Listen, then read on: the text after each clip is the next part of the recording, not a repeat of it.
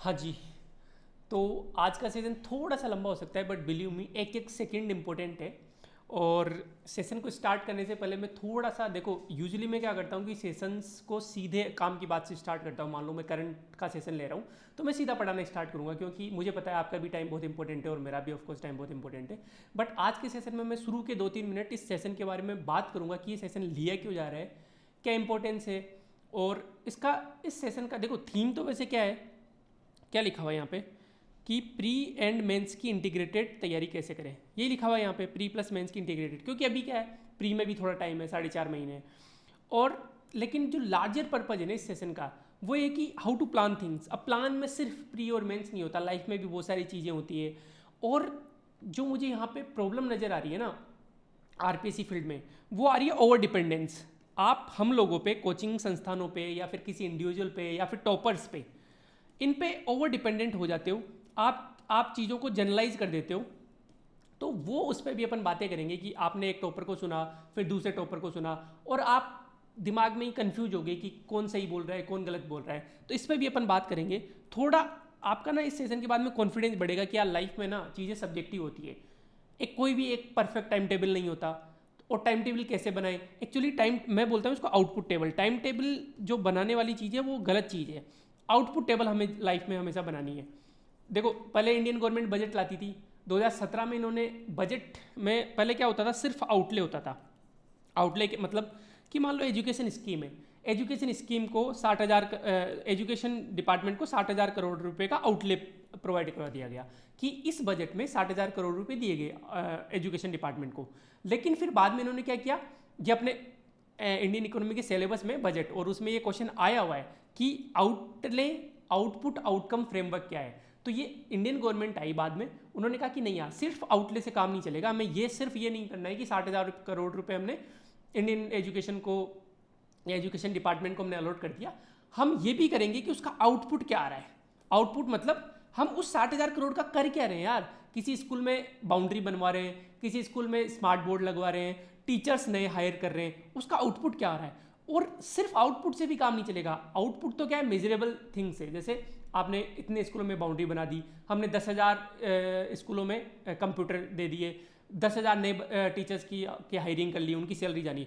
Outcome क्या आया finally, क्योंकि हमारा पर्पज क्या है, पर्पज स्कूल में बाउंड्री बनाना तो नहीं है, इसलिए तो पैदा नहीं हुए हम। पर्पज कंप्यूटर तो नहीं है। एक्चुअली उस आउटकम ये होता है कि उससे क्या क्या स्किल्स जनरेट हुई, क्या बच्चों में सच में शिक्षा का स्तर बढ़ा है, क्या साक्षरता स्तर बढ़ा है, क्या जो अपना जो लिटरेसी रेट है वो बढ़ा है, क्या जो GR ग्रोस इनरोलमेंट रेशियो है स्पेशली महिलाओं का, क्या उसमें वृद्धि हुई है। ये होता है आउटकम। ठीक वैसे ही जब आप टाइम टेबल बनाते हो तो आप एक गलती करते हो कि आप नंबर ऑफ आवर्स तो आप अलॉट कर देते हो कि मुझे पॉलिटी को 3 घंटे देना है, मुझे इकोनॉमिक्स को 4 घंटे देना है। बट आप आउटपुट और आउटकम को भूल जाते हो लाइफ में। ये नहीं करना है अपने को।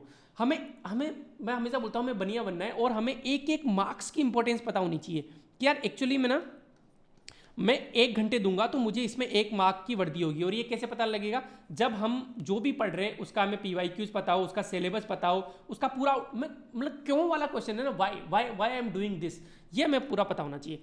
दूसरा जो मैं इश्यू एड्रेस करने जा रहा हूँ इसमें, जैसे फॉर एग्जाम्पल मैंने इधर रखा हुआ है, मैं आपको बता देता हूँ। पिछले 5 दिनों के इंडियन एक्सप्रेस रखे हुए, ठीक है। इनको मैं बताऊंगा कि यार क्या इंडियन एक्सप्रेस पढ़ना सच में जरूरी है, क्या उसके बिना करंट का काम नहीं चलेगा, क्या इनमें जो जो खबरें आई है क्या कहीं और से मुझे मिल सकती है क्या सीधे सीधे, और क्या ये जो इंडियन एक्सप्रेस में चीज़ें क्या वास्तव में RS एग्जाम की रिक्वायरमेंट भी है या नहीं है, या फिर या सिर्फ हम फैंसी चीज़ें करने के लिए इंडियन एक्सप्रेस पढ़ रहे हैं या पढ़ा रहे हैं। ये भी अपन डिस्कस करेंगे थोड़ा सा, 5 मिनट में मैं क्लियर कर दूंगा चीज़ें। और इसका अल्टरनेटिव क्या, कोई शॉर्टकट है कि जिससे मैं फटाफट से पढ़ के 100 पेज पढ़ के या 50 पेज पढ़ के मेरा काम हो सकता है क्या, इस पर भी अपन बात करेंगे। दूसरा सबसे इंपॉर्टेंट थीम जो है ना, इस कितना टाइम हो गया, अभी तो 4 मिनट हुआ है, 1 मिनट और मैं लूँगा और फिर मैं सेशन स्टार्ट कर दूंगा। सबसे इंपॉर्टेंट थीम जो इस लेक्चर की आज है वो ये कि एक फेमस सा कोट है, किसने दिया था ये तो मुझे नहीं पता, but it's not about what you do, it's about how you do it. हम सबसे बड़ी गलती हम एस्पिरेंट्स या फिर हम जितने भी लोग हैं, आप जरूरी नहीं हो आप सिविल सर्वेंट्स के एस्पिरेंट हो, आप कोई नॉर्मल इंसान भी हो सकते हो, आप किसी अलग स्ट्रीम के स्टूडेंट भी हो सकते हो। सबसे बड़ी हम गलती करते हैं, हम जनरलाइज कर लेते हैं। जनरलाइज जैसे फॉर एग्जांपल गाली देना गलत है, मानते हो कि गाली नहीं देना चाहिए। माँ बहन की गाली हो गई, बाप भाई की गाली हो गई, कोई सी भी गाली हो, नहीं देना चाहिए। बट अभी मैंने एक चेंज देखा, एक वीडियो था, नवदीप सिंह है पैरा ओलंपिक, आपने देखा होगा, भाला फेंका उन्होंने और कंट्री के लिए गोल्ड लाए वो। इंडियन प्राइम मिनिस्टर सबके सामने ये बोल रहे हैं कि आपका एक मीम बहुत वायरल, और हंस के बोल रहे हैं आपका मीम बहुत वायरल हो रहा है। वो गुस्सा नहीं है, गुस्सा हो सकते थे ना, क्योंकि एक नेशनल इंटरनेशनल पोडियम पे उन्होंने गाली दी, लेकिन उसका क्या है, it's not about what you do, it's about how you do it. क्या किया उन्होंने, गाली दी, लेकिन किस लिए गाली दी उन्होंने एक्सप्लेन किया कि वो स्पोर्ट्स में विराट कोहली पे मतलब कितने लड़के और लड़कियां फिदा है उनकी गाली पे, क्योंकि वो एक तरीका है स्पोर्ट्स में एग्रेशन दिखाने का। मैं जस्टिफाई नहीं कर रहा, बट आप किस तरीके से गाली दे रहे हो वो भी मैटर करता है। उनकी गाली को मतलब एडमायर किया जा रहा है, चाहे विराट कोहली की हो चाहे नवदीप सिंह की हो। यही काम हम यहाँ पे करने वाले हैं कि यार 16 घंटे पढ़ना हो गया या 14 घंटे पढ़ना हो गया या फिर 3 घंटे पढ़ना हो गया, जनरलाइज मत करो यार। आप सब अलग हो, आप किस तरीके से पढ़ाई कर रहे हो ये इंपॉर्टेंट होती है, आप कितने घंटे पढ़ाई कर रहे हो ये इंपॉर्टेंट नहीं होती। दूसरा एग्जाम्पल मैं आपको देता हूँ, आइंस्टाइन को आपने देखा होगा। आइंस्टाइन का एक बहुत फेमस इमेज आपने देखा होगा कि मुंह में वो पाइप लिए हुए स्मोकिंग कर रहे हैं वो।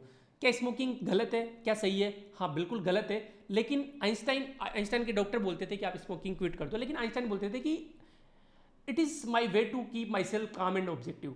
मतलब जब मैं स्मोकिंग करता हूँ तो मेरा माइंड थोड़ा काम होता है और ऑब्जेक्टिव बनाता है, मुझे रेशनल बनाता है, मुझे चीज़ों को क्लियरली दिखता है। अब सोचो आप, एक सदी का जो 20th सेंचुरी का जो सबसे बड़ा वैज्ञानिक है, उसको हेल्प कर रही है वो स्मोकिंग रिसर्च वगैरह में, जो रिलेटिविटी जो थ्योरी उन्होंने दी थी। तो क्या उनके लिए स्मोकिंग बिल्कुल गलत थी? नहीं, जनरलाइज नहीं कर सकते, उनके लिए स्मोकिंग सही थी, वो लिमिट में कर रहे थे, उन्होंने उनकी हेल्थ को नुकसान नहीं पहुंचा। तो चीज़ें बहुत ना सब्जेक्टिव होती है, ऐसे जनरलाइज मत करो चीज़ों को कि यार एक टॉपर ने कह दिया कि भाई आरबीएससी एनसीईआरटी पढ़ना तो बहुत जरूरी है। नहीं, हो सकता है आप आरबीएससी एनसीईआरटी पढ़े बिना भी रैंक ले आओ, और बहुत सारे लोगों को मैं जानता हूँ जो ले आए हैं। किसी ने बोल दिया यार मैंने तो 40 टेस्ट दिए थे, हो सकता है आप 10 टेस्ट में भी ले आओ। It's not about what you do, it's about how you do it. एक और एग्जाम्पल लेता हूँ मैं, महाभारत तो आपने देखी होगी। महाभारत में कौरवों की साइड में चलता हूँ, जो द्रोण थे, द्रोणाचार्य थे, बहुत महान योद्धा थे, और मतलब उनको मारना आसान नहीं था। उनको कैसे मारा गया? उनको छल कपट से मारा गया। उनके बेटे का नाम अश्वत्थामा था, और भीम ने किसी अश्वत्थामा नाम के हाथी को मार दिया। तो फिर वो घबरा गए थोड़े द्रोणाचार्य, और उन्होंने मेडिटेशन स्टार्ट कर दिया। अपने डिपार्टेड सोल, जो अपने बेटे की डिपार्टेड सोल, उनसे मिलना चाहते थे वो एक बार, कि वो जाए उससे पहले मैं एक बार बातचीत कर लूँ अपने अश्वत्थामा की सोल से, आत्मा से। तो मेडिटेशन में थे, तब धृष्टद्युम्न ने आके उनको मार दिया।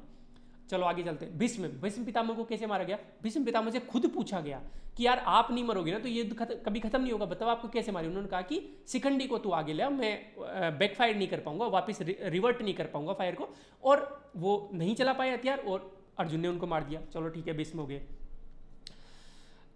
और कौन थे? कर्ण, बहुत महान योद्धा थे, उनको कैसे मारा गया? जब कर्ण अपना पहिया, रथ का पहिया निकाल रहा था, तो कर्ण को मारा गया, नियत्ता था कर्ण।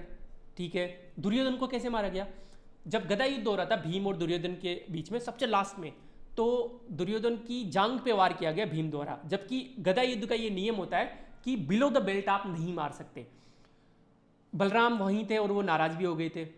लेकिन ये सारे ना रूल्स टूटे हैं ना, लेकिन फिर भी पांडवों को सही माना जाता है, क्योंकि वो धर्म की साइड थे, क्योंकि उनके साथ कृष्णा थे। और इन सब की जो नीति लिखी, ये सब जो पॉलिसी फ्रेमिंग हुई, ये सब जो टैक्टिक्स थी, श्री कृष्ण भगवान को तो दुनिया का सबसे बड़ा डिप्लोमेट माना जाता है, सब गलत था, लेकिन फिर भी सही क्यों मानते हैं इंडियन सोसाइटी? क्योंकि अल्टीमेटली जो पांडव लड़ाई लड़ रहे थे, धर्म की लड़ाई लड़ रहे थे। अगेन मैं बोल रहा हूँ, it's not what you do, it's how you do it.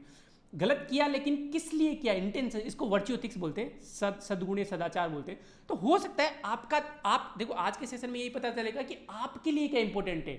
किसी के लिए धर्म कुछ हो सकता है, किसी के लिए धर्म कुछ हो सकता है, किसी के लिए सही कुछ हो सकता है, किसी के लिए लिकर पीना सही भी हो सकता है। मान लो किडनी स्टोन है, किडनी स्टोन में जैसे मैं नहीं पीता, स्मोकिंग वगैरह कुछ नहीं करता, लेकिन किडनी स्टोन में एक बार मेरे को डॉक्टर ने सजेस्ट किया कि तू बियर पी, ताकि जो यूरेथ्रा है उसके थ्रू वो किडनी स्टोन निकल जाए। हालांकि मैंने दूसरा तरीका अपनाया, नींबू पानी वगैरह से भी निकल जाती है, लेकिन हो सकता है किसी के लिए मेडिसिन हो, मतलब दवा दारू साथ बोलते हैं। तो हम जनरलाइज नहीं कर सकते कि यार दारू पीना गलत है, या फिर समझ रहे हो ना। तो यही हम आज देखेंगे कि यार हमारे पास जो मैसेज आते हैं कि यार प्रीलिम्स की तैयारी कैसे करें, या फिर मेंस की तैयारी कैसे करें। नहीं, हम जनरलाइज नहीं कर सकते, हम सीधे सीधे आपको एक फॉर्मेट बना के नहीं दे सकते। आपका खुद का एक प्लान होगा, वही हम डिस्कस करेंगे कि प्री और मेंस की इंटीग्रेटेड तैयारी कैसे करें भी।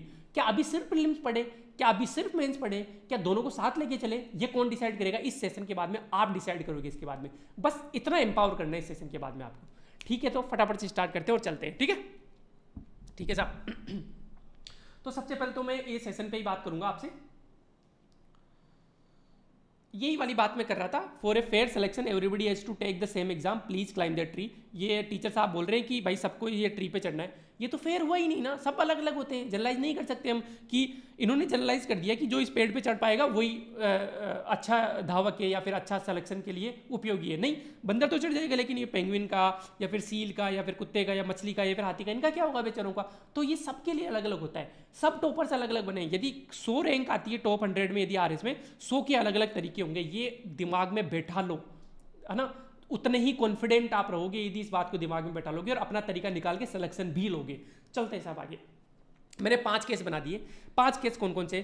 कि भाई आपने ऑलरेडी इंटरव्यू दिया हुआ है, ठीक है, आपने ऑलरेडी मेंस दिया हुआ है विथ प्रिपरेशन। इन दोनों में ज़्यादा फर्क नहीं होता और इनमें और सिलेक्शन वालों में भी ज़्यादा फर्क नहीं होता। वो फिर क्या लक वगैरह का फैक्टर आ जाता है कि आपने ऑलरेडी इंटरव्यू दिया हुआ है और किसी लोगों का सिलेक्शन हो गया तो लक हो गया, या 2-4 नंबर का फर्क होता है। ऑलरेडी मेंस अच्छे से प्रिपरेशन से दिया है और ऑलरेडी इंटरव्यू दिया, इनमें भी कोई ज़्यादा फर्क नहीं होता। ऑलरेडी मेंस दिया लेकिन विदाउट प्रिपरेशन दिया है, इनमें और नो मेंस वालों में ज़्यादा फर्क नहीं होता। क्यों नहीं होता? क्योंकि प्री निकल जाता है बहुत बार। तो अपन सारी चीज़ें डिस्कस करेंगे। कुछ आप होंगे जिन्होंने आज दिन तक कोई मेंस नहीं लिखा, कुछ आप में से होंगे जिनका फर्स्ट अटेम्प्ट है। सारे केस में डिस्कस करूंगा और फिर उसके हिसाब से आपको आगे जितनी भी बार आप जितने भी अटेम्प्ट दोगे, मैं तो चाहता हूँ आपको आगे अटेम्प्ट देने ही नहीं पड़े, आपका ये लास्ट अटेम्प्ट हो, और देने भी पड़े तो ईश्वर से दुआ है कि रैंक इंप्रूवमेंट के लिए देने पड़े। लेकिन आपको कभी भी जीवन में ये पूछने की जरूरत नहीं पड़ेगी कि मैं कैसे पढ़ूँ, क्या पढ़ूँ, कैसे टाइम टेबल बनाऊँ, अभी क्या करना चाहिए मुझे, ये आप फैसले खुद ले पाओगे। ठीक है, चलते साथ। तो केस 1 क्या है भाई? ऑलरेडी इंटरव्यू आपने दिया हुआ है। तो अजम्पशन, और हर केस के मैंने 2 पहलू बनाए कि ऑलरेडी इंटरव्यू दिया हुआ है और एक होगा कि ऑलरेडी इंटरव्यू दिया हुआ है प्लस आप जॉब में भी हो। तो क्योंकि जॉब वालों के अजम्पशन ऐसे होते हैं कि आप डेली सिर्फ 3 घंटे दे सकते हो, वीकेंड पे आप 8 घंटे दे सकते हो, तो एवरेज आप 4-5 घंटे ज़्यादा नहीं निकाल सकते दिन में, ये अजम्पशन है। और आप जॉब में हो तो आपके MCQ की प्रैक्टिस ठीक ठाक है, वनडे एग्जाम आपने पहले निकाला हुआ है तो उसकी प्रैक्टिस ठीक ठाक है आपकी। ये अजम्पशन हमेशा जॉब वालों के साथ चलेंगे आगे के आधे घंटे में। और जो बेरोजगार है मेरे जैसे, उनको ऐसा है कि आप 8-9 घंटे इफेक्टिवली पढ़ सकते हो। पढ़ तो आप ज़्यादा सकते हो, आप तो बोलोगे हम तो 14 घंटे पढ़ते हैं। इफेक्टिव स्टडी जो होती है बिल्कुल कंसंट्रेशन से, तो 8-9 घंटे होते हैं। उसके बाद में मैं तो आपको सजेस्ट करूंगा कि फैमिली मेंबर से बात करो, दोस्त से बात करो, एक्सरसाइज करने जाओ, ठीक है। तो 8-9 घंटे इस तरीके से। तो आपने ऑलरेडी इंटरव्यू दिया हुआ है, तो देखो भाई 31 नवंबर तक आपको क्या करना है। इसमें भी सब्जेक्टिविटी आप चेंज कर सकते हो, लेकिन मैं बता रहा हूँ कि ऐसा क्यों करना है। आपने ऑलरेडी इंटरव्यू दिया हुआ है तो हो सकता है आपका फाइनल सिलेक्शन इसलिए होने हो क्योंकि एक तो इंटरव्यू में कम मार्क्स रह गए हो, वो तो आप प्रिपेयर कर लोगे। हो सकता है आपको मेंस में और इंप्रूवमेंट की जरूरत हो, कि हो सकता है कि आपके सिर्फ मेंस में 314, 320, 325 ही नंबर आए हो, आपकी बेयर कट ऑफ क्लियर हुई हो। तो आपको मेंस के सब्जेक्ट्स जिनमें मेजर डिफरेंस होता है वो छोटे 6 छोटे सब्जेक्ट पबेड, एथिक्स वगैरह में ही होता है, बाकी में लगभग सेम नंबर आते हैं सबके, ठीक है। तो आपको उनको स्ट्रेंथन करना है। उनको स्ट्रेंथन मतलब 12 मेंस स्पेसिफिक सब्जेक्ट कौन कौन से हो गए? 6 छोटे सब्जेक्ट प्लस IR प्लस पबेड प्लस इकोनॉमी वाले, क्योंकि इकोनॉमी भी आप वैसे प्री के लिए पढ़ोगे तो इंडियन इकोनॉमी और राजस्थान इकोनॉमी जो हो गई वो, प्लस एथिक्स पबेड हो ही गया, इंडियन इकोनॉमी के दोनों सब्जेक्ट हो गए और 6 छोटे सब्जेक्ट वो हो गए, ये हो गया ना। ये 12 मेंस के सब्जेक्ट को आपको डेली 3-4 घंटे देने हैं, 4 घंटे कम से कम देने। अब देखो इसमें भी 4 घंटे कैसे देने, अब सबकी स्पीड भी अलग होती है पढ़ने की। कभी भी इसको सिर्फ 4 घंटे अलॉट मत करो। फॉर एग्जाम्पल आप मान लो किसी कनेक्ट के प्रोग्राम में हो, जरूरी नहीं हो आपकी ये टाइम टेबल या इस तरीके से फॉलो करने के लिए आपको कनेक्ट का प्रोग्राम लेना ही है, ऐसा बिल्कुल जरूरी नहीं है। आप कहीं से भी पढ़ सकते हो, आपको लेना है तो आप ले सकते हो, ठीक है। अब उसमें जैसे मान लो हमने एथिक्स के नोट्स दिए थे और आपको लगभग 150 पेज के थे, ठीक है। अब पेज के हिसाब से चलो कि आप मान के चलो कि यार 1 घंटे में मैं 2 पेज तो आराम से पढ़ के अच्छे से याद करके सब कुछ कर सकता हूँ कंसेप्चुअल, कभी मुझे गूगल भी करना पड़ता है समझने के लिए, इस तरीके से ना 1 घंटे में 2 पेज पढ़ रहे हो आप, तो 150 पेज पढ़ने के लिए आपको लगभग 75 घंटे लग जाएंगे, ठीक है। और एक दिन में मैं लगभग 4 घंटे या 5 घंटे पढ़ाई कर रहा हूँ, ठीक है। तो आप इस तरीके से 15 दिन में एथिक्स खत्म कर दोगे। इस तरीके से आपको आपका टाइम टेबल सेट करना है, नहीं कि उल्टा कि मैं डेली 5 घंटे पढ़ूंगा, अब देखते हैं एथिक्स कितने दिन में खत्म होता है। नहीं, आप जिसके भी नोट्स, ये थोड़ा सा खड़ा है ना तो राइटिंग सही नहीं आ रही मेरी, कोई बात नहीं, ठीक है। तो आप मान लो किसी भी कोचिंग के नोट्स पढ़ रहे हो, पहले नंबर ऑफ पेजेस कैलकुलेट कर लो कि यार एथिक्स के नोट्स में मेरे पास 100 पेजेस है, ठीक है। अब आप क्या करोगे, 2 पेज शुरू में पढ़ के देख लो कि 2 पेज में मुझे अच्छे से याद करने में, समझने में, सब कुछ में 1 घंटा लग रहा है मेरा, या 1.5 घंटा लग रहा है, या 2 घंटे लग रहे हैं, या फिर मैं 1 घंटे में 5 पेज कर सकता हूँ। वो आपकी स्पीड होगी। उस हिसाब से 1 घंटे में आप 5 पेज कर सकते हो, तो 100 पेज को करने में 20 घंटे लगेंगे। डेली यदि मैं 4 घंटे पढ़ता हूँ तो मेरी 5 दिन में एथिक्स हो जाएगी। इस तरीके से प्लान करना शुरू कर दो। देखो, नंबर ऑफ आवर्स तो सिर्फ क्या है, आउटले है, बाकी आपने आउटपुट को पहले रखा है कि मैं नंबर ऑफ पेजेस कितने कर रहा हूं, और उसका आउटकम क्या आएगा, उसका आउटकम आएगा मार्क्स, कि मेरा भाई साहब एथिक्स पूरा करने पे इन 5 दिनों में 65 नंबर का काम हो गया। ये क्या है, आउटकम। और इससे भी बढ़िया आउटकम क्या होगा कि इससे आएगी रैंक। फाइनल आउटकम तो यही चाहिए अपने को, रैंक के लिए ही पढ़ रहे हैं अपन, ठीक है। इस तरीके से आपको करना है। तो ये आप खुद प्लानिंग करोगे। समझ में आ गया यहां तक? आगे चलते हैं। आंसर राइटिंग आपको डेली 1 घंटा देनी है। अब आंसर राइटिंग कहीं से भी कर सकते हो, फ्री प्रोग्राम कनेक्ट का चला देंगे। अब जो कलम आंसर राइटिंग है वो सिर्फ हम पेड स्टूडेंट्स के लिए रख रहे हैं। हमने आज डिसीजन लिया है टीम का कि हम सब कुछ फ्री नहीं दे सकते, फ्री की वैल्यू नहीं होती, तो हम लेकिन आप ठीक है पुराने वीडियोज़ पड़े हुए कलम के वो देख सकते हो, अपडेटेड नहीं देख सकते तो कोई बात नहीं है, ठीक है। उसके अलावा हमारे 90 डेज प्रोग्राम चला था आंसर राइटिंग का, वहाँ से कर सकते हो, कहीं से भी आंसर राइटिंग कर लो। इस नॉलेज को अप्लाई करना स्टार्ट कर दो आप 1 घंटे, है ना। उसमें डायग्राम बनाओ, वैल्यू एडिशन करो, कोड्स लिखो, कमिटीज़ का नाम लिखो, एग्जाम्पल्स लिखो, हेडिंग बनाओ, सब हेडिंग बनाओ, टेबल्स बनाओ। इस तरीके से आप काम कर सकते हो ना। पेपर 4 को डेली 2 घंटे देना शुरू कर दो, और ये आप सिंपल कनेक्ट पे डेली लिंक आता है, वहाँ पे क्लिक करके पूरा बीके रस्तोगी और राघव प्रकाश, क्योंकि ये लिंक नहीं छूटा, आपने इंटरव्यू दिया है तो भी ये लिंक नहीं छूटना चाहिए, क्योंकि 200 मार्क्स है। और थोड़ा थोड़ा पेपर 4 का आप डेली देना स्टार्ट कर दो। 4 और 2 6 घंटे हो गए, 7 घंटे हो गए। मेंस टेस्ट पेपर आप दो, क्योंकि आपने ऑलरेडी इंटरव्यू दिया हुआ है और आप बिल्कुल ठाले बैठे हो, तो आपको मेंस टेस्ट पेपर देके अभी फीडबैक पे काम करना है। चाहे आप रिपा एडवांस के स्टूडेंट हो, कहीं से आपने मेंस की टेस्ट ज्वाइन कर रखी, मेंस का पेपर लिख के आपको फीडबैक जरूर लेना है, ताकि आप इंप्रूव कर सको अपनी आंसर राइटिंग को। 100 डेज जो फ्री प्रोग्राम है अपना, ताकि प्री, देखो प्री आप कितना भी तुरम खानो, लेकिन प्री का थोड़ा बहुत डर तो रहता ही। आपको सिर्फ 20-30 मिनट, 25 मिनट, 30 मिनट आपको इन 100 डेज पे देना है। आपको डेली 20 क्वेश्चन करने, कनेक्ट के उस पर जाके, ऐप पे जाके। उससे क्या होगा, आपका प्री रिवाइज होता रहेगा। बाद में आपको दिसंबर जनवरी में टोटली प्री पे लग जाना है, क्योंकि डर तो रहता है। ये देखो 2 महीने तो प्री के लिए चाहिए होते हैं। मेंस, अब देखो ये सबसे इंपॉर्टेंट है, आपके कहीं मेंस में थोड़े बहुत कम रहे, क्योंकि स्टैटिक आपका अच्छा है, क्योंकि आपने इंटरव्यू दिया हुआ है, लेकिन आपको करंट से अपडेटेड हमेशा रहना पड़ेगा। अब करंट से अपडेटेड रहने के 2 तरीके होते हैं साहब। एक तरीका होता है कि आप डेली न्यूज़पेपर पढ़ो 1-2 घंटे, या फिर उस न्यूज़पेपर की भरपाई आप विजन मेंस 365 से कर सकते हो। कैसे करना है वो सबसे लास्ट में बताऊंगा मैं, कि किस तरीके से। देखो ये 5 दिनों की न्यूज़पेपर मैं क्यों लेके बैठा हूँ, मैं बताऊंगा आपको कि देखो 5 दिनों की जो न्यूज़ है ना, ये सारी काम की न्यूज़ मेंस 365 में ऑलरेडी कवर्ड है। और मेंस 365 सारी नहीं पढ़नी, 2-3 पढ़नी है। सबसे पहले आप पॉलिटी पढ़ो, फिर टेक पढ़ो, इकोनॉमिक्स की भी अभी नहीं पढ़नी, कोई दिक्कत नहीं है। IR की आप पढ़ सकते हो, ठीक है, 2-3, और इनमें लगभग में 100 पेज है, मतलब वही नंबर ऑफ पेजेस के हिसाब जाने। डेली आपको 5 पेज पढ़ने, कुछ नहीं पढ़ने।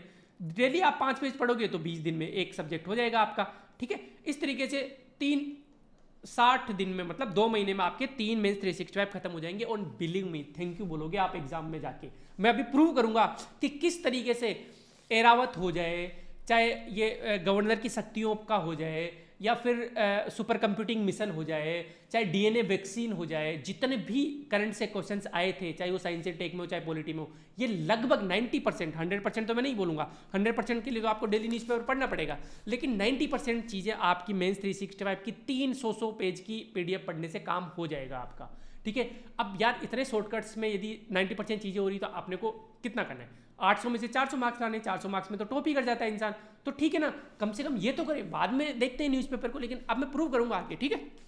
इस तरीके से जैसे ही दिसंबर जनवरी आया, पूरी तरीके से प्रीलिम्स में 8-9 घंटे दे लेना। 100 डे प्रोग्राम को आप डेली 2 घंटे देने लग जाना। और इंटरव्यू की, क्योंकि आपने हो सकता है अभी पिछले वाला बेंच भी लिखा हो, तो इंटरव्यू की प्रिपरेशन के लिए न्यूज़पेपर आप कंटिन्यू करना। मैं एक बार चेक कर लेता हूँ कि सब कुछ काम कर रहा है नहीं कर रहा, ठीक है।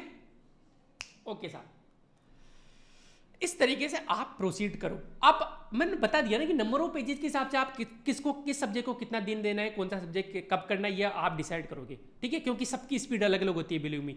यदि आपको कोई इंसान ऐसे बोल रहा है कि भाई 5 घंटे तू डेली एथिक्स को पढ़ और एथिक्स 10 दिन में हो जाएगी, गलत बोल रहा है वो, क्योंकि आपकी स्पीड उसको नहीं पता। हो सकता है आप 3 दिन में ही कर दो, आपका बैकग्राउंड उसको नहीं पता, आपने एथिक्स पहले पढ़ी हुई नहीं पढ़ी है उसको नहीं पता। सारी चीजें पता होने के बाद में डिसीजन लिया जाता है, और ये बेस्ट डिसीजन आप ले सकते हो, क्योंकि आपको पता है आपकी स्ट्रेंथ। SWOT एनालिसिस आप खुद कर सकते हो। SWOT क्या होता है, strength, weakness, opportunity and threat. आपको पता है आपका थ्रेट क्या है, ठीक है, आपको आपकी कमजोरियां पता है, तो आप बेस्ट डिसीजन ले सकते हो कि आप एथिक्स को 15 दिन में करोगे या 10 दिन में करोगे या 3 दिन में करोगे। और सबसे बेस्ट तरीका है 2 पेज पढ़ के देख लो कितना टाइम लग रहा है, उसके हिसाब से आप डिसाइड कर लो। ठीक है, इस तरीके से आपको प्री और मेंस की इंटीग्रेट स्टडी करनी है। तो नवंबर तक तो आप मेंस की इंटीग्रेटेड करो और दिसंबर जनवरी में आप प्री में लग जाना। यदि आप जॉब में हो तो क्या करना है आपको, जॉब में हो तो भाई आप 30 नवंबर तक आपको 12 मेंस स्पेसिफिक सब्जेक्ट निपटा लेने, डेली 4 घंटे देके।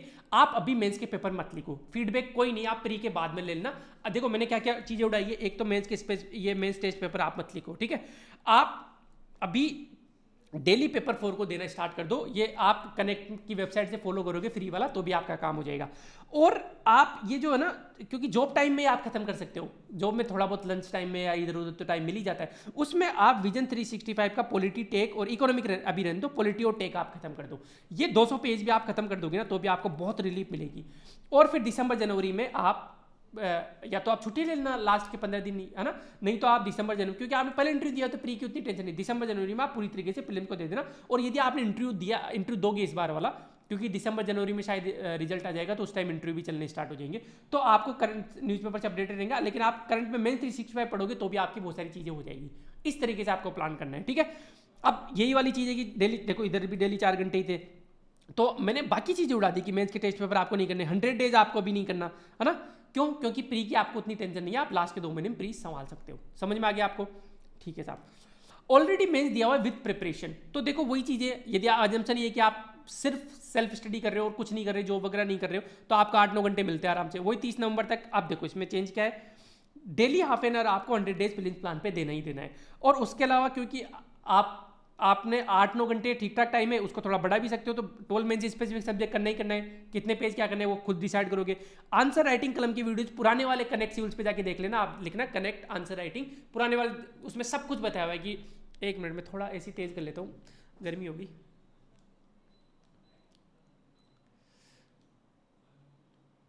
एक मिनट,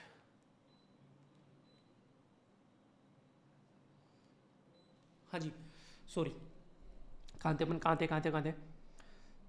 हाँ, कलम की वीडियोस पुराने वाले देख रहे हैं, उसमें डायग्राम कैसे बनाते हैं, वैल्यू एडिशन कैसे करते हैं, न्यूज़पेपर का क्या रोल है, न्यूज़पेपर के सारी चीज़ें हमने कवर करवाई हुई है, टेंशन मतलब आप, है ना। मेंस के टेस्ट पेपर पे फीडबैक पे काम करना स्टार्ट कर दो। क्यों? क्योंकि आपके पास सेल्फ स्टडी कर रहे हो, आपके पास टाइम है, आप बाकी कुछ नहीं कर रहे हो, तो मेंस के पेपर लिखना स्टार्ट कर दो अभी। नवंबर तक तो कम से कम लिखो ही लिखो। आप पाँच पेपर भी लिख दोगे, उस पर भी डंका फीडबैक, ध्यान रखना फीडबैक देने वाला डंका होना चाहिए, डिटेल में फीडबैक देना होना चाहिए। ऐसा नहीं कि गुड, एवरेज, बैड, नहीं भाई, ये होना चाहिए कि 10 में से 5 नंबर दिए तो 5 ही क्यों दिए, 6 क्यों नहीं दिए, या फिर 4 क्यों नहीं दिए, ये लिखा होना चाहिए वहाँ पे।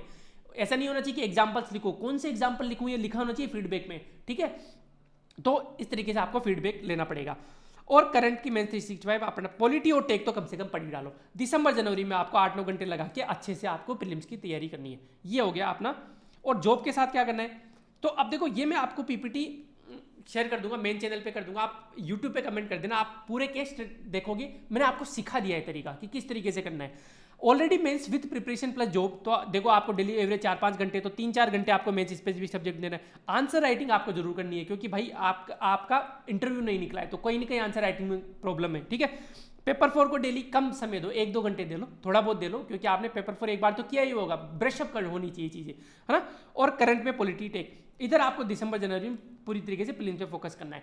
ये अब आप अपने हिसाब से थोड़ा मॉडिफाई कर लेना, हो सकता है इतनी चीज़ें हो नहीं पाए, होच पोच हो जाए क्योंकि आप जॉब के साथ हो, लेकिन प्रायोरिटी रखना सीखो। ये भी मैं अभी थोड़ी सी देर में बताऊंगा कि मान लो ब्रेकअप हो गया आपका, मान लो हेल्थ की प्रॉब्लम है, मान लो घर में कोई बीमार हो गया, घर में कोई प्रॉब्लम आ गई, बहुत सारे इश्यूज आ जाते हैं, तब क्या आपको यूजुअली क्या करते हैं, 90% लोग तैयारी छोड़ देते हैं कि भाई हो गया हमारा, तो ये अटेम्प्ट तो हो गया खराब। नहीं छोड़ना यार, आपको रीप्लान करनी है चीज़ें, और रीप्लान कैसे करते हैं वो मैं बताता हूँ अभी आपको ना, ठीक है। ऑलरेडी मेंस विदाउट प्रिपरेशन, ये बहुत डेंजरस सिचुएशन है कि आपका प्री तो निकल गया था क्योंकि आपका ऑब्जेक्टिव एग्जाम की प्रैक्टिस अच्छी है, या फिर प्री इसलिए निकल गया था क्योंकि प्री का ही पढ़ा था आपने मेंस, और फिर मेंस में आप ढीले हो गए, आप मेंस दिया तो सही लेकिन विदाउट प्रिपरेशन आप किसी जॉब में चले गए किसी भी तरीके से। इसमें क्या होता है कि आपको 9-10 घंटे डेली पढ़ाई, थोड़ी सी पढ़ाई बढ़ानी पड़ेगी। अजम्पशन यही है कि आप जॉब वगैरह में नहीं हो। अब आपको डेली 6 घंटे देने पड़ेगी 12 मेंस स्पेसिफिक सब्जेक्ट को, ये तो अभी करने पड़ेंगे आपको, ठीक है, क्योंकि आपने विदाउट प्रिपरेशन दिया है। तो देखो पहले जिनकी प्रिपरेशन के साथ मेंस लिखा था उनको 4 घंटे में काम हो जाता, अभी आपको ज़्यादा देने पड़ेंगे। जैसे सोशियोलॉजी के नोट्स मान लो कनेक्ट के 50 पेज के हैं लगभग, तो आप देख लो कि मैं 2 घंटे 2 पेज करता हूँ 1 घंटे में, तो 25 घंटे मुझे लगेंगे, और मैं डेली 6 घंटे करता हूँ तो सोशियोलॉजी मेरा 4 दिन में खत्म हो जाएगा। इस तरीके से आपको करना है, ठीक है। 4 दिन में सोशियोलॉजी करने के बाद में फिर मैं जाऊंगा पबेड पे, फिर जाऊंगा एथिक्स पे। ये आप अपने हिसाब से डिसाइड कर लेना। नोट्स किसके पढ़ने, किसी के पढ़ लो, आपको जो अच्छा लगे। आप रीपा लाइट, रीपा मिनी कोई सा भी ले सकते हो, उनमें नोट्स है। 12 स्पेसिफिक सब्जेक्ट है तो रीपा मिनी में भी है, रीपा एडवांस में एडमिशन क्लोज है। आंसर राइटिंग का डेली 1 घंटा देना है, कैसे भी देना है। किसी के भी सानिध्य में, कोई सीनियर है, कोई जूनियर है, कोई बैचमेट है, उसके सानिध्य में लिखना है। कलम की वीडियोज देख के लिखना है। 90 डेज प्रोग्राम को फॉलो, जो वेबसाइट पर अपना पूरा पड़ा हुआ है, ठीक है। आप मैसेज कर देना कि 90 डे प्रोग्राम का है, मैसेज यूट्यूब पे कर देना ताकि लिंक आपको दे दे। डेली पेपर 4 को 2-3 घंटे देना है, क्योंकि विदाउट प्रिपरेशन हो आप, ठीक है। तो इसीलिए 2 घंटे बढ़ाए थे, 1 घंटा यहाँ पे बढ़ाया था, 1 घंटा यहाँ पे बढ़ाया था, ठीक है। तो उसको मेंस पेपर के फीडबैक पे आपको काम करना है। हर संडे पेपर लिखना है, उसका फीडबैक पे काम करना है आपको, अभी नवंबर तक, 15 नवंबर तक, ठीक है।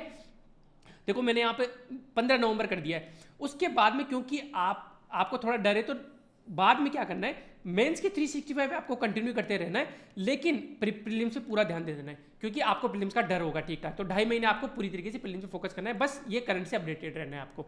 जॉब के साथ वही है कि जॉब के साथ आपको थोड़ा सा फास्ट पढ़ना पड़ेगा, डेली 4 घंटे देना है ना। और 30 नवंबर तक आप खींच सकते हो। देखो सॉरी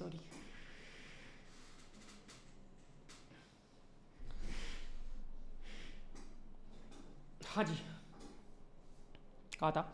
देखो फर्क क्या है, मैं थोड़ा सा बताता हूँ। ये मैंने ऐसे हवा में नहीं बना दी, थोड़ा सोच के। चेंज आपको करना है ऑफ कोर्स, लेकिन थोड़ा सोच के बनाया कि देखो यहाँ पे मैंने जॉब के साथ हो आप, जॉब मतलब आपने ऑब्जेक्टिव एग्जाम कोई ना कोई निकाला हुआ है। ऐसे तो पैसे देकर तो लगे नहीं होंगे आप, आई होप सो। तो आपने ऑब्जेक्टिव एग्जाम निकाला हुआ है, तो आपको ऑब्जेक्टिव एग्जाम की ठीक ठाक नॉलेज है। तो देखो यहाँ पे सिर्फ 2 महीने रखे, वहाँ पे देखो यहाँ पे आपकी जॉब नहीं थी तो 15 नवंबर तक खींचा था, 16 नवंबर से आपकी प्रीलिम्स की तैयारी स्टार्ट हो गई, लेकिन इधर दिसंबर तक खींच दिया कि आप, क्योंकि 1 डे एग्जाम आपने क्लियर किया हुआ है, तो आप जल्दी से चीज़ें कर लोगे। तो प्रीलिम की प्रिपरेशन को देना और करंट को बस करंट से ब्रशअप होते रहना है, क्योंकि ये तो अपने इसमें भी काम आ जाएंगे। टेक वाला करंट तो आपके प्रीलिम्स में भी काम आएगा, पॉलिटी वाला करंट भी आपके काम आ जाता है ना। तो मेन 365 निपटाते रहो, दोनों में मिला के 200 पेज है मेंस 365 के, है ना। डेली आप मान लो 5 पेज भी पढ़ रहे हो तो 40 दिन में हो जाएगा आपको। अब 40 दिन कैसे भी कर लो आप मैनेज, इस तरीके से आपको करना है। केस 3 क्या है, आपने कोई मेंस नहीं लिखा हुआ तो 9-10 घंटे आपको स्टडी करना है, और लास्ट के 2 महीने में आपको 11-12 घंटे भी स्टडी करनी पड़ सकती है, या आप पढ़ लेना। सिंपल सी चीज़ है। अभी आपको पेपर नहीं लिखने हैं मेंस के, कोई दिक्कत नहीं है, आप, है ना। अभी आपको करंट वरेंट पे फोकस नहीं करना है, ये बाद में कर लेंगे अपन। अभी आपको भाई ये 6 छोटे मेंस के सब्जेक्ट है, इनमें भी प्रायोरिटी रखनी है। 12 मेन सब्जेक्ट करने हैं, आपकी स्पीड पे नहीं हो पा रही तो कोई बात नहीं, लेकिन ये 6 छोटे सब्जेक्ट तो पहले कर ही लेना। उसके बाद में एथिक्स और पबेड कर लेना। ये 8 सब्जेक्ट, 12 की जगह 8 तो आप कर ही लेना, ठीक है। और मान लो नहीं हो पाई तो सबसे पहले प्रायोरिटी पे आप रखो प्रीलिम्स को, कि 3 घंटे प्रीलिम्स को देने ही देने। 100 डेज प्रोग्राम फॉलो करोगे भाई साहब, 100 डेज प्रोग्राम और प्रीलिम्स की टेस्ट सीरीज मिला के 5000 क्वेश्चन है विद डिटेल्ड एक्सप्लेनेशन, इनको भी ढंग से आप कर लेना। मैं गारंटी के साथ लिख के दे रहा हूँ। प्रीलिम्स के बाद में मुझे आप आके पकड़ लेना कि यार आपके एक्सप्लेनेशन से 100 कट ऑफ पार नहीं हो रही, 100 कट ऑफ पार करके बताऊंगा मैं आपको। 100 नंबर या जो जितनी भी कट ऑफ जाती है एक्सप्लेनेशन से ही आएंगे क्वेश्चन, चाहे वो करंट हो, चाहे इकोनॉमिक सर्वे हो, चाहे मैथ्स रीजनिंग हो, चाहे वो जीएस जीके के सब्जेक्ट हो। आराम से कट ऑफ क्लियर हो जाएगी, लेकिन ढंग से एक्सप्लेनेशन पढ़ना पड़ेगा आपको, रिवीजन करना पड़ेगा जनवरी में एक्सप्लेनेशन का, ठीक है। और पेपर 4 को तो देना ही देना है, इनविटेबल है। और नवंबर से लेकर जनवरी आप धड़ाधड़ी से प्रीलिम्स की तैयारी करो, क्योंकि आपको पहले मेंस का कोई वो नहीं है, और आप जॉब में भी नहीं हो तो आपने कोई ऑब्जेक्टिव एग्जाम भी नहीं निकाला है। जॉब में हो तो आपने ऑब्जेक्टिव एग्जाम निकाला है। मैं ये मान के चल रहा हूँ कि आप लास्ट के 1 महीना आप छुट्टी ले लोगे जॉब से। 31 अक्टूबर तक आपको 12 मेंस के सब्जेक्ट खत्म करने, इनको भी प्रायोरिटी पे रखना है। नहीं हो पा रहे 12 कोई बात नहीं, लेकिन 6 तो करो, 8 तो करो। 6 छोटे सब्जेक्ट करने के बाद में पबेड कर लो, एथिक्स कर लो, प्रायोरिटी रखो, ऐसे छोड़ो मत हो, नहीं तो छोड़ोगे तो प्री के बाद में कुछ नहीं होना फिर, ठीक है। पेपर 4 डेली आपको 1-2 घंटे देना ही देना है, और करंट को थोड़ा बहुत आपको दे देना है, क्योंकि आपके पास टाइम है भाई, है ना। ऑब्जेक्टिव ये जो देखो वहाँ पे क्या किया था मैंने, यहाँ पे मैंने किया था कि आपको डेली 3 घंटे प्रीलिम्स के देना, लेकिन प्रीलिम्स अभी थोड़ा सा मैंने डिले कर दिया, क्योंकि आप जॉब में हो, आपको ऑब्जेक्टिव एग्जाम की ठीक ठाक हुआ है। तो अभी 31 अक्टूबर तक आप फटाफट से इनको पॉलिटी और टेक्नोलॉजी की मेंस 365 को खत्म कर दो। मेंस 365 इतनी बार क्यों बोल रहा हूँ, मुझे पता है मैं क्यों बोल रहा हूँ, अभी मैं थोड़ी सी देर में 15 मिनट में एक्सप्लेन कर दूंगा पूरा, ठीक है। केस 5 है भाई, पहला अटेम्प्ट है, ये खतरनाक केस है। इनमें आपको नवंबर से लेकर जनवरी 3 महीने तो पूरी तरीके से प्रीलिम्स में डूब जाना है, ठीक है, क्योंकि डर रहता है भाई। फर्स्ट टाइमर को डर रहता है, लक्ष्मीकांत भी नहीं पड़ी हुई बहुत लोगों ने, तो भाई पूरी तरीके से डूब जा रहा है। अभी आपको 5-6 घंटे प्रीलिम्स को देना है, अभी मैं अज्यूम करके चला हूँ कि 9-10 स्टडी करनी, 9-10 घंटे पढ़ाई करनी है। 31 अक्टूबर दीपावली 1 तारीख को है, दीपावली से पहले पहले आपको 6 छोटे सब्जेक्ट पबेड एथिक्स खत्म करना है डेली 4 घंटे देके। 6 घंटे इसमें देना है, 6 और 4 10 घंटे हो गए, और 2 घंटे पेपर 4 को देना है। मतलब आपको 10 से 12 घंटे पढ़ाई करनी पड़ेगी। क्यों करनी पड़ेगी भाई? फर्स्ट अटेम्प्ट है, फर्स्ट अटेम्प्ट में जोर आता है, ठीक है, तो ये जोर लगा लो अभी। उसके अलावा नवंबर दिसंबर जनवरी पूरी तरीके से लग जाओ प्रीलिम्स में, 3 महीने लग जाओ, है ना, तो कट ऑफ थोड़ी ज़्यादा जा सकती है। और 100 डेज आप अभी फॉलो करते रहो, ये 6 घंटे जो कर रहे हो ना, उसमें आपका जो भी प्रीलिम का सब्जेक्ट है प्लस 100 डे के एक्सप्रेशन आप ढंग से करते रहो। और जॉब में हो तो आपको लास्ट महीने, क्योंकि फर्स्ट अटेम्प्ट है और जॉब में, तो लास्ट महीने आपको छुट्टी ले लेनी है, ज़्यादा भी नहीं लेनी, क्योंकि मेंस में छुट्टी लेने की जरूरत पड़ सकती है आपको 3-4 महीने। बाकी आप 31 अक्टूबर तक ये पढ़ लेना, ये सिंपल चीज़ें हैं ना, 12 मेंस के सब्जेक्ट। अभी देखो यहाँ पे मैंने कोई कलम वलम ज़्यादा आंसर राइटिंग पर फोकस नहीं किया है, कोई पेपर फीडबैक पर काम नहीं किया है। आप सिंपल ये देखो, जो कलम की वीडियो जरूर देख लेना, ये क्या है 30-30 40-40 मिनट के 10-12 वीडियो है। या आप कभी भी मान लो प्री के पढ़ने का मूड नहीं हो या कुछ, तो देख लो कि डायग्राम कैसे बनाते हैं यार मेंस में, ताकि आपको बाद में काम आए, मैं जस्ट प्री क्लियर होने के बाद में कि यार वैल्यू एडिशन कैसे करते हैं यार, हेडिंग कैसे बनाते हैं, सब हेडिंग कैसे बनाते हैं यार, इंट्रो कैसे लिखते हैं यार, कंक्लूजन कैसे लिखते हैं यार, कोड्स कैसे याद करते हैं यार, अलग अलग अप्रोचेज क्या होती है आंसर राइटिंग की, ये सब आप देख लेना यूट्यूब वीडियो पे। कुछ नहीं, प्लेलिस्ट में जाना, कलम आंसर राइटिंग के नाम से पूरी प्लेलिस्ट है यूट्यूब पे, ठीक है। इस तरीके से फ्रीडम भाई साहब, आपको एक दिन फ्री रखना है पूरा पूरा, ठीक है। जो भी आप टाइम टेबल बनाओ, जो भी आप आउटपुट टेबल बनाओ, उसमें एक दिन फ्री रखना है। क्यों रखना है? क्योंकि चीज़ें गड़बड़ा जाती है कभी भी, तो एक दिन बफर होना चाहिए। और रीप्लान करना सीखो। 15 दिन में भाई किसी के प्लान फॉलो नहीं होते, हमारे भी नहीं होते, इसरो के भी नहीं होते, बड़ी बड़ी कोचिंगों के भी नहीं होते, बड़े बड़े देशों के प्लान फॉलो नहीं होते, रिवाइज करना पड़ता है प्लान, है ना। बहुत बार ऐसा होता है ना कि जैसे स्वच्छ भारत मिशन में 9 करोड़ 10 करोड़ का टारगेट रख लिया, नहीं हुआ, लेकिन रीप्लान किया उन्होंने, ऐसा तो उन्होंने छोड़ दिया। किसी के नहीं होते प्लान फॉलो, आप भी 15 दिन करने की कोशिश करो, और नहीं तो फिर दोबारा रीप्लान को छोड़ना नहीं है, बस ऐसे ही बनते हैं टॉपर, ऐसे ही आती है रैंक, ठीक है। तो मान लो CET आ गया, हेल्थ की प्रॉब्लम है, शादी है आपकी है, किसी रिलेटिव की है, ब्रेकअप हो गया, पैचअप हो गया भाई किसी से, ये तो मत ही करना भी, ठीक है। जब तक एग्जाम नहीं हो जाए तब तक तो ये तो अपने हाथ में ही है ना यार, ब्रेकअप तो अपने हाथ में नहीं होता, क्या पता छोड़ के चली गई या छोड़ के चले गया तो, लेकिन पेचअप तो कर ही सकते, पेचअप पे भी मत करना। मूड कभी कभी खराब हो जाता है कि 2-3 दिन खराब हो जाते हैं, तो यूजुअली हम क्या करते हैं, ह्यूमन माइंड ऐसे कि 2-3 दिन खराब होते हैं तो फिर कि यार जाने दो रे यार, मैसेज कर देना आप लेट्स कनेक्टेड पे, वापस मूड बनाएंगे आपका। लेकिन जैसे ही ऐसा 3 दिन खराब हुए कोई बात नहीं, आप क्या करो, जैसे फॉर एग्जाम्पल मैं बताता हूँ, एथिक्स आप पढ़ रहे थे, 150 पेज थे, है ना, 150 पेज थे, आपने बोला था कि यार 1 घंटे में 2 पेज पढ़ता हूँ मैं, तो मुझे लगभग 75 घंटे लगेंगे, और मैं डेली के 5 घंटे देने के लिए तैयार था, तो मैं 15 दिन में एथिक्स कर दूंगा। अब आपके किसी कारणों से 3 दिन खराब हो गए, अब देखो आप कैसे कैलकुलेशन करोगे। एक तरीका होता है कि छोड़ दिया, नहीं छोड़ना। अब आपके पास 15 दिन की जगह 18 दिन लगने वाले थे, लेकिन आप 15 दिन में कैसे करोगे, आपको 3 दिन, देखो डेली 5 घंटे, 15 घंटे आपको बचाने हैं कैसे भी करके, डेली 1-1 घंटा आप एथिक्स को बढ़ा दो, या तो, है ना, थोड़ा सा तो पुश करना ही पड़ेगा। तो अब 5 की जगह 6 घंटे देने लगो, तो देखो 12-6-72, 12 दिन में हो गया लगभग। या तो ये तरीका कर सकते हो, या फिर 15 की जगह 18 दिन लगे, कोई बात नहीं यार, प्रायोरिटी पे रखो ना, कि चलो ठीक है, मेरे पहले के टाइम टेबल के हिसाब से 6 छोटे सब्जेक्ट प्लस एथिक्स प्लस पबेड होने वाला था, कोई बात नहीं, पबेड नहीं होगा, कम से कम एथिक्स तक तो करो, 6 छोटे सब्जेक्ट प्लस एथिक्स। एक सेकंड जो आप अभी दे रहे हो वो प्री के बाद में आपको फील होगी कि चलो बढ़िया रहा यार, ये एथिक्स के नोट्स तो मैंने उसी टाइम निपटा दिए थे 2 बार, है ना। एक सेकंड इंपॉर्टेंट है। आगे चलते साहब, जैसे फॉर एग्जाम्पल देखो, जैसे मान लो आपका हेल्थ इशू, ब्रेकअप, CET के दौरान 15 दिन खराब हो गए, तो किस तरीके से आपको प्लान करना है, आपको 3 घंटे प्लीज पे देना है, प्रायोरिटी पे रखना है, 6 छोटे सब्जेक्ट को प्रायोरिटी, फिर पबेड, फिर एथिक्स। कोई बात नहीं, एथिक्स नहीं हो रहा तो कोई बात नहीं, है ना। फोकस ऑन दी 250 मार्क्स के, ये मार्क्स बहुत इंपॉर्टेंट है, एक एक चीज मार्क्स पे आपको ध्यान देनी है, ठीक है। कि यार कर रहे हो तो 6 छोटे सब्जेक्ट के 120 मार्क्स हो गए, बहुत अच्छी बात, अपनी पीठ को थपथपाओ, पार्टी पे चले जाओ कि यार 120 नंबर का मैंने अच्छे से नोट्स कर लिए, अब मैं 65 नंबर के एथिक्स पे काम करूंगा या करूंगी, अब मैं उसके बाद में 65 नंबर के पबेड पे काम करूंगा या करूंगा। 250 मार्क्स हो गए, ठीक है। मैंने कलम क्या आंसर राइटिंग वीडियो चलते चलते घूमते घामते देख लिए थे, 50 नंबर का काम ही हो गया। बिलीव में आंसर राइटिंग 50 नंबर से भी ज़्यादा इंपॉर्टेंट होती है। सेम नॉलेज के 2 बंदे बैठा दो, 100 नंबर का डिफरेंस आ सकता है, किसी को आंसर राइटिंग ढंग से आती तो, किसी को हेडिंग बनाना, किसी को सब हेडिंग बनाना, किसी को टेबल बनाना, वैल्यू एडिशन करना, ये डायग्राम बनाना ये आता है, तो 50 से 100 नंबर का डिफरेंस आ सकता है तीनों पेपरों में मिला के, तो ये अपन सीखेंगे, कोई दिक्कत नहीं है। इस तरीके से आपको रीप्लान करना आना चाहिए, है ना। अब किसी पे भी डिपेंडेंट मत रहो, किसी को मत बोलो कि प्लेन की तैयारी कैसे करनी है, टाइम टेबल बनाओ, नहीं, खुद का टाइम टेबल बनाना सीखो। नंबर ऑफ पेजेस, मार्क्स, ये दोनों चीज़ें ध्यान में होनी चाहिए, और आपकी स्पीड आपको ध्यान में रहेगी। समझ में आ गया किस तरीके से प्री और मेंस को इंटीग्रेटेड लेके चलना है। अभी मेंस में 6 छोटे सब्जेक्ट प्लस पबेट प्लस एथिक्स, इन पे ध्यान दो। ये हो जाए, आपकी स्पीड अच्छी है तो फिर IR और क्या नाम है इकोनॉमी, इन पे ध्यान दो। मेंस के 365 पे 2 पॉलिटी और टेक्नोलॉजी, इन पे ध्यान दो क्योंकि इनसे अतरंगी सवाल आते हैं और इनकी इंपॉर्टेंस मैं बस जस्ट बताने वाला हूँ। और पेपर 4 2 घंटे देने ही देने, ये तो मेंस का हो गया। प्री का आप 100 डेज प्रोग्राम में भी फॉलो करो और कितने दिन करना है, कैसे करना है, वो मैंने आपको आपकी स्टडी के हिसाब से बताई दिया है, ठीक है। तो थैंक यू सो मच। अभी अपना सेशन खत्म नहीं हुआ, अब मैं फटाफट से बता देता हूँ इनके बारे में, इन महाशय के बारे में बता देता हूँ। अब देखो, सबसे पहले तो मैंने देखो कोई चीटिंग नहीं की। 19, 20, 21, 22, 23 लास्ट के 5 दिन थे। 19 तारीख से लेकर 21 तारीख के 23 तारीख तक के पूरे इंडियन एक्सप्रेस पढ़े।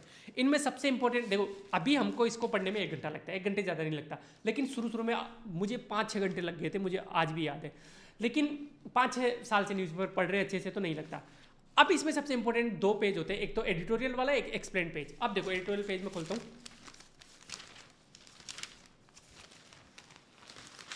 आपके कान को खड़खड़ करवा देता हूँ, ठीक है। क्या है इसमें, नहीं दिख रहा होगा या दिख रहा होगा, 1 नेशन मैनी प्रॉब्लम्स। क्या है ये, 1 नेशन 1 इलेक्शन साइमल्टेनियस इलेक्शन पे आर्टिकल है ये। दूसरा आर्टिकल है I higher goal new path, Narendra Modi ji पे, क्यों कैसे मोटिवेट करते हैं, नहीं है अपना काम का, हम खुद ही खूब मोटिवेटेड है। फिर चलो हॉकी डिकेड, नहीं है अभी काम का।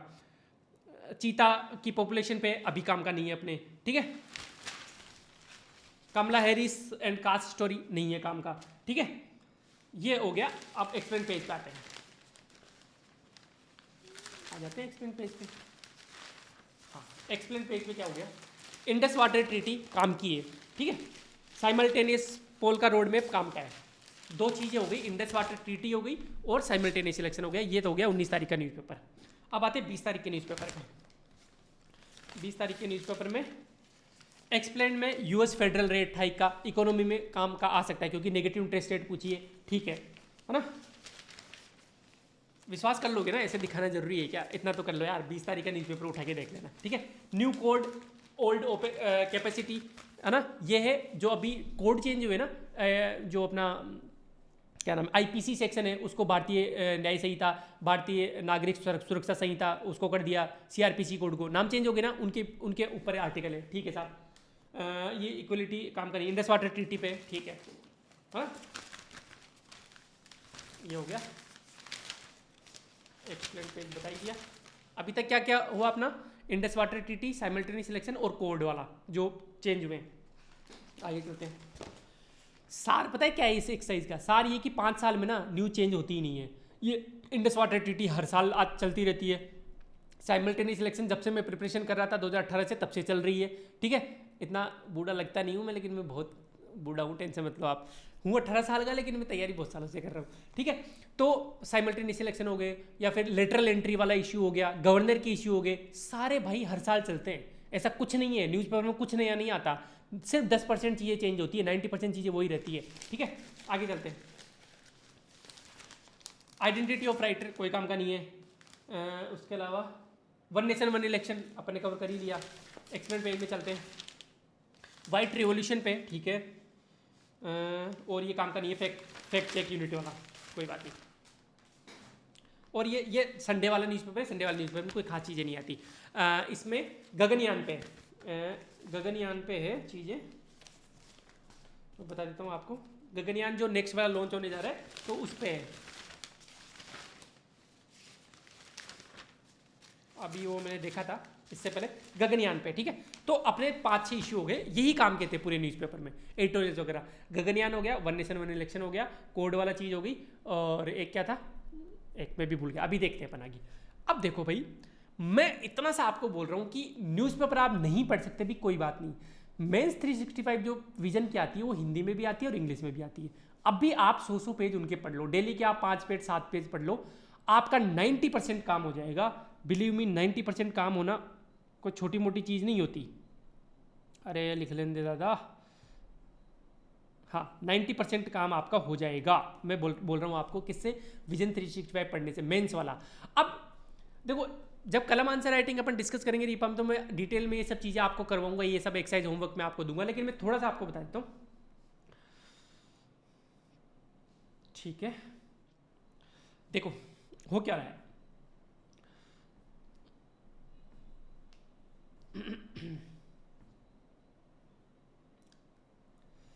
ये अपन चलते हैं पेपर 2। पेपर 2 में तो साइंस एंड टेक है, पहले अपन पेपर 2 की बात कर लेते हैं। डियोंटोलॉजी, कॉन्सिक्वलिज्म, ये सब एथिक्स में अपन ने अच्छे से पढ़ा था। मोरल डिलेमा बहुत अच्छे से आपको सोल्व करवाया था, ठीक है। ये सब क्वेश्चन इस बार का पेपर है ये। अब देखो साइंस का अपन देख, साइंस में जो करंट के टॉपिक्स आए, सॉलिड कार्बन डाइऑक्साइड और ये सब क्या है, ये स्टैटिक के टॉपिक है। डीएनए वैक्सीन वाला क्वेश्चन आया था। डीएनए वैक्सीन क्या है, नेम द वर्ड्स फर्स्ट कोई डीएनए वैक्सीन। डेढ़ नंबर के हैं ये क्वेश्चन, ठीक है। डेढ़ और आधा नंबर का, 2 नंबर का क्वेश्चन था, इसमें 1.5 नंबर का ये था, इसको एक्सप्लेन करना था, और आधा नंबर का ये था, ठीक है। 0.5 नंबर का ये था। अब मान लो आपने न्यूज़पेपर नहीं पढ़ा, नहीं पढ़ सकते यार न्यूज़पेपर डेली, बहुत सारे काम होते हैं, स्टूडेंट्स का तो वैसे ही बहुत सारे काम होते हैं, तो हम कोचिंग वाले कब काम आएंगे यार। जैसे विजन आईएएस अच्छा काम कर रहा है इसमें, तो आप क्या करो, साइंस एंड टेक की उठा के देख लो, क्या मेंस 365। अब जो आरपीसी के पेपर में अगर उसने विजन से तो नहीं बनाई होगी, उसने न्यूज़पेपर वगैरह करंट से बनाई होगी, लेकिन विजन वाले लगभग चीज़ें कवर कर लेते हैं। तो देखो यहाँ पे डीएनए वैक्सीन, ये इस बार की मेंस 365 है। कितने पेज की है ये, कितने पेज की है ये, लगभग 100 पेज की है, ठीक है। आप डेली 5 पेज पढ़ लो बस, इसके 20 दिन में खत्म हो जाएगी। लेकिन आपका सारा साल का 90% जो करंट है, 90% जो करंट है आपका, वो कवर हो जाएगा। और ये बहुत इंपॉर्टेंट चीज़ है। 1.5 नंबर की डीएनए वैक्सीन थी, और फर्स्ट डीएनए वैक्सीन का नाम पूछा था, जो जाइकोव डी है, पता हो सकता है नहीं पता आपको, लेकिन 1.5 नंबर तो अच्छे से करके आओ। डीएनए वैक्सीन क्या है, कैसे काम करती है, your cell translate to gene particle from the virus और bacteria into a protein that your body recognise as a foreign element. ये किस तरीके से क्या होती है, ये डीएनए वैक्सीन के बारे में इन्होंने बताया हुआ है, ठीक है। सेल कल्चर को ग्रो करके रिक्वाइज किस तरीके से काम करती है। 1.5 नंबर का काम हो गया, हो सकता है 0.5 का नहीं हुआ, कोई बात नहीं, लेकिन ये 1.5 नंबर बहुत इंपॉर्टेंट थे। आगे चलते साहब, ठीक है। आईपी एड्रेस और ये सब तो क्या है, ये मैक एड्रेस और ये सब स्टैटिक का पार्ट है। क्लासिकल कंप्यूटिंग, क्वांटम कंप्यूटिंग, ये भी स्टैटिक का पार्ट है, लेकिन ये आराम से इसमें कवर हो जाएगा, है ना। क्वांटम कंप्यूटिंग में खूब भर भर के मेंस 365 पे लिखा हुआ है, होगा ये तो ऑब्वियस सी बात है ना। आगे चलते हैं। Birdman of India, milkman of India, ये तो आसान चीज़ें थी, और ये स्टैटिक का पार्ट है। नेशनल सुपर कंप्यूटिंग मिशन, भाई साहब इधर आओ, मेंस 365 में जाओ, ये हिंदी है, ठीक है। नेशनल सुपर कंप्यूटिंग मिशन, ये शायद खोला भी हुआ है मैंने, हाँ ये लाल रिंग में। चैट जीपीटी पे क्वेश्चन आया था, देखो चैट जीपीटी की फुल फॉर्म क्या है वो आपको लिखनी थी। जनरेटिव प्री ट्रांसफॉर्मर जो होते हैं ना, एलएलएम ये हो गया। Chat GPT generative pre train transformers, GPT की फुल फॉर्म आप लिखते हैं तो आपका आधा नंबर वहीं पे शेयर हो जाता है। ये किस पे काम करती है, लार्ज लर्निंग मॉडल्स पे काम करती है। इस तरीके से चीज़ें, भाई आपका काम आसान हो जा रहा था यार, सिर्फ मेंस 365 पढ़नी है आपको, बहुत सारी चीज़ें। चैट जीपीटी पे क्वेश्चन मैं आपको बताऊंगा, पहले नेशनल सुपर कंप्यूटिंग मिशन पे देख लेता हूँ मैं ना, मैं सही तो दिख रहा हूँ ना, एक मिनट, मेरा सही दिख रहा है, इंपॉर्टेंट है। National super computing mission, national की स्पेलिंग गलत लिख दी होगी मैंने, सुपर कंप्यूटिंग, ठीक है। सुपर कंप्यूटिंग सुपर कंप्यूटिंग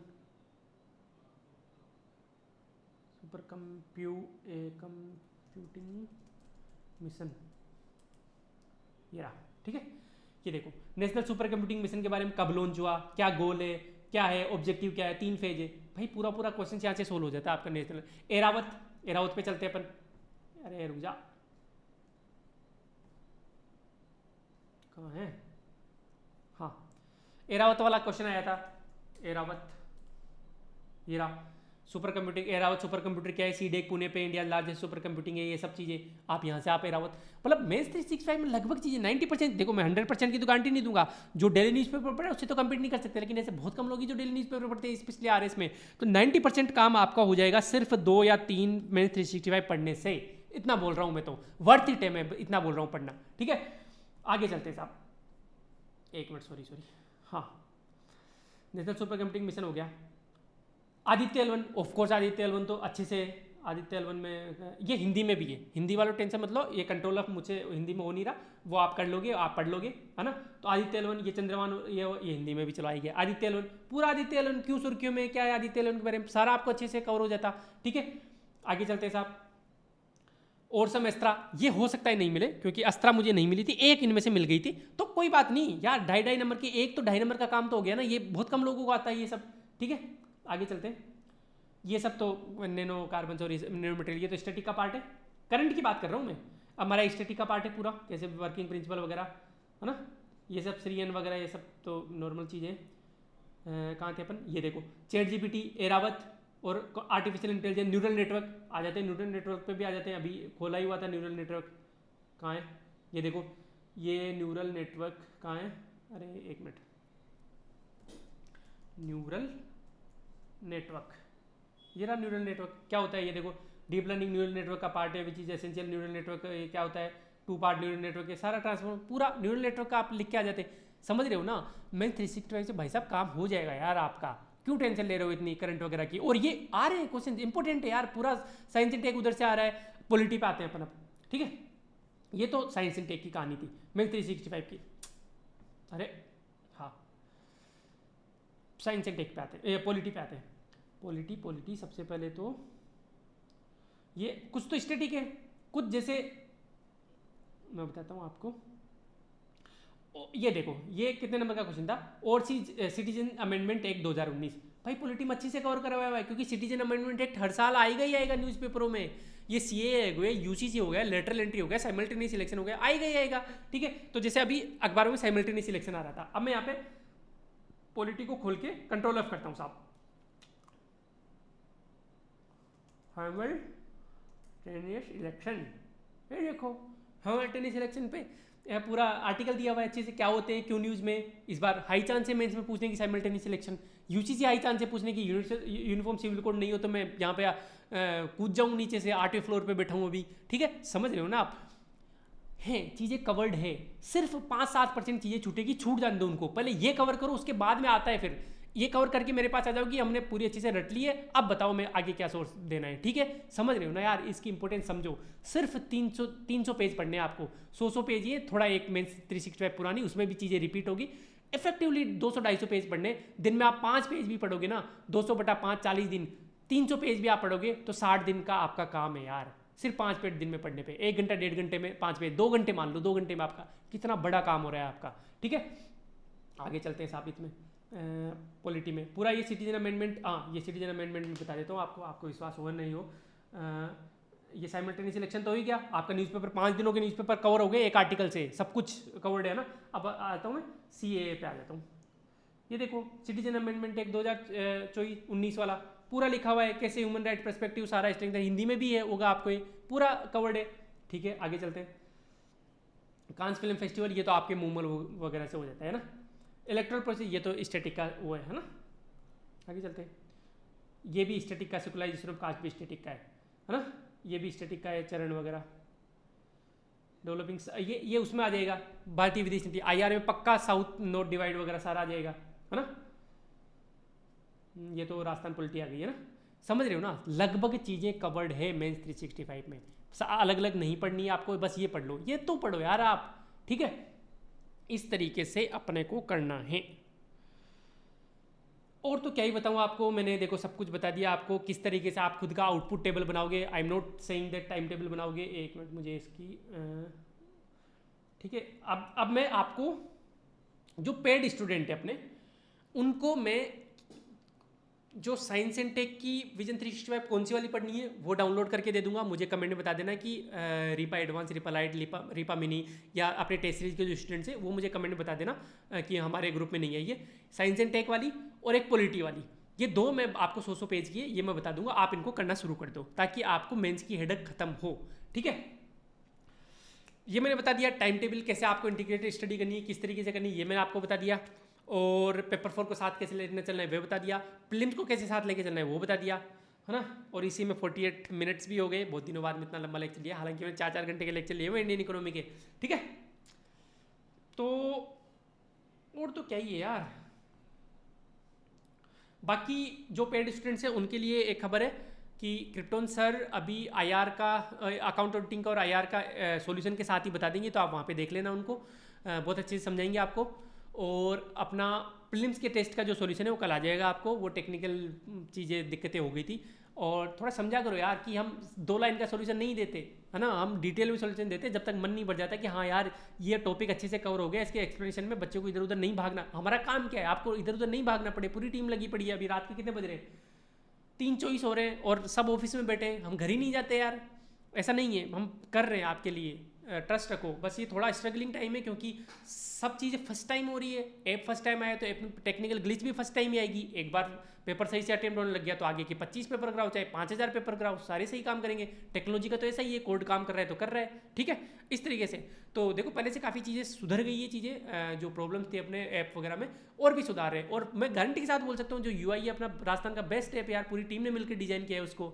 हर एक पहलू पे हमने काम किया है। आइकन कैसा होना चाहिए, कहाँ फोल्डर होना चाहिए, कहाँ नहीं होना चाहिए, कैसे पीडीएफ डाउनलोड होनी चाहिए, कैसे नहीं होनी चाहिए, किस तरीके से पेपर लगना चाहिए ताकि आरपीसी की फील आए। पूरे हमारे तो argon madam, Devendra sir, radon sir, krypton sir पूरा इनपुट देते हैं। तो समझ रहे हो ना आप, हर चीज़ सोच समझ के की जा रही है। अब मैं ज़्यादा टाइम नहीं लूँगा आपका, मैंने आपको सब कुछ समझा दिया है। और तो कुछ समझाना बाकी है क्या इधर? नहीं समझाना बाकी है, आप बाकी समझदार हो ही, ठीक है। ओके जी, रेस्पेक्ट एवरी ह्यूमन बीइंग बिल्कुल करनी चाहिए, जितना हो सके करना चाहिए। नहीं रेस्पेक्ट कर सकते किसी से तो डिस्टेंस बना लो, लेकिन we do not have any right to disrespect any person, ठीक है। एक्सरसाइज करते रहो, एक्सरसाइज मैं नहीं कर रहा। I do not have any moral right और मोरल ऑडेसिटी और मोरल स्ट्रेंथ बोल सकते हो आप to advise you for the exercise, क्योंकि मैं खुद नहीं कर पा रहा, लेकिन फिर भी रिक्वेस्ट तो कर ही सकता हूँ कि कर लिया करो यार। हाँ, हेल्दी खाना खाओ, बिल्कुल मैं हेल्दी और बिल्कुल घर का खाना खा रहा हूँ, तो ये तो मैं आपको कर ही सकता हूँ। और touch with family members and friends, ये तो बहुत ज़रूरी है। सब मर जाएंगे एक दिन, वो तो क्या ही है ना। ये सब आपको अच्छा लगा तो लाइक कर दो, बुरा लगा तो डिसलाइक कर दो। कमेंट्स में आपके डाउट्स पूछ लो। पिछले वाले वीडियो के कमेंट में रिप्लाई नहीं कर पाए थे हम, मैं टीम को बोलूँगा वो रिप्लाई कर देंगे, मैं भी कर दूंगा। और कुछ डाउट हो तो आप पूछ सकते हो। आप कमेंट जरूर कर दिया करो, इससे हमें पता लगता है कि whatever we are doing is effective और नॉट, हमें ये करना चाहिए या नहीं करना चाहिए। फीडबैक लूप बना रहना चाहिए, ठीक है। Bye bye.